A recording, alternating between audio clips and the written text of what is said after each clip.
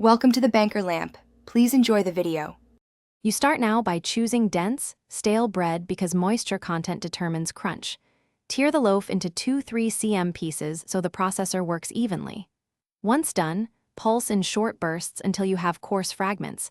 This keeps large pieces for crunch rather than powder. Make sure to check texture between pulses so you don't overprocess.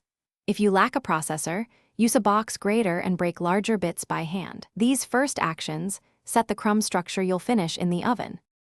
Once you have coarse crumbs, toss them lightly with 1-2 teaspoons of oil or melted butter. That promotes golden crisping and carries seasoning. Season now, salt, pepper, or dried herbs, and spread crumbs in a single 1/4 layer so hot air reaches every piece. Bake at 150 degrees C and stir every 3-4 minutes to avoid hot spots and burning.